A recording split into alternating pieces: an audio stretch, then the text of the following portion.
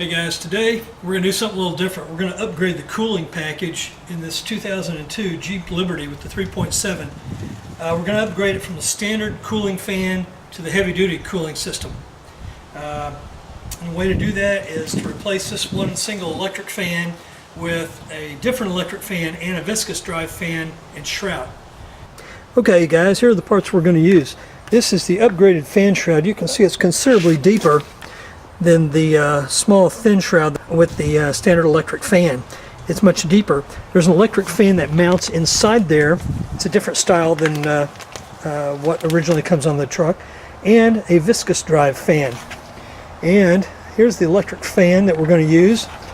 All this together was about 160, 170 bucks, and will certainly make a difference in the cooling on the truck.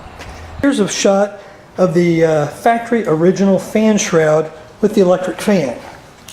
And you can see by looking at the top of it here about how thick it is.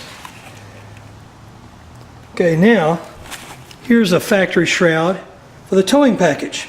And notice the difference. When they're side by side, you can see one is considerably taller than the other, and that's because it includes this viscous drive fan. And this fan simply threads on right there to the front of that water pump. This has got to be the easiest to upgrade ever. Okay, I hope you can see in here with the lighting. The fan shroud is pretty thin, and it's got to be replaced, the relay, and it works okay, but it's, again, if it should ever go out again, the car will overheat. One of the great things is, and you can thank Mopar for this, on the water pump pulley, you can see it's already threaded for that viscous drive fan on the clutch assembly. So installing it won't be difficult at all. All you need initially is a 10mm socket to remove the original fan, disconnect the electrical connection here.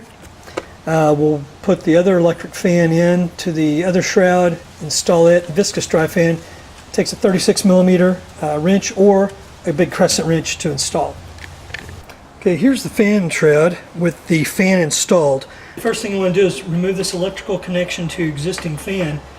I had to use a screwdriver. I tried to use my finger to move this clip, and I couldn't do it. It comes right out. I'm going to move to this other side.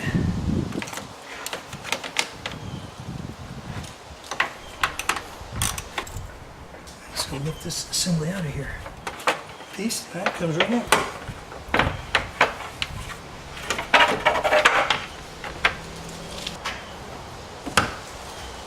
Okay, dropping the other end is, and before you get too crazy here, you're going to have to install the viscous drive fan, otherwise it's not going to fit.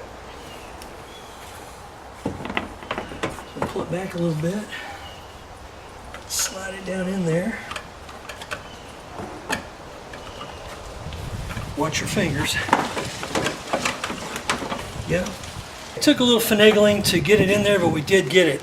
I had to loosen the 4 bolts across the top of the cowl to loosen it a little bit so we could get this tucked up underneath. And we'll have to put this foam trim back under there as well. Make sure your lower radiator hose, that the side that you would squeeze, is not facing towards the radiator fan shroud. That was a problem. I had to turn it 90 degrees to get it to face the bottom of the car, or 6 o'clock position, to allow plenty of room for the base of the shroud to go down. We've got the fan started here. I'm using the crescent wrench to tighten it up. Okay, just so you can see down in here what I'm doing, you can see that nut that I'm turning. It's kind of hard to do it with the camera and turn the wrench at the same time, but it will draw up to the pulley.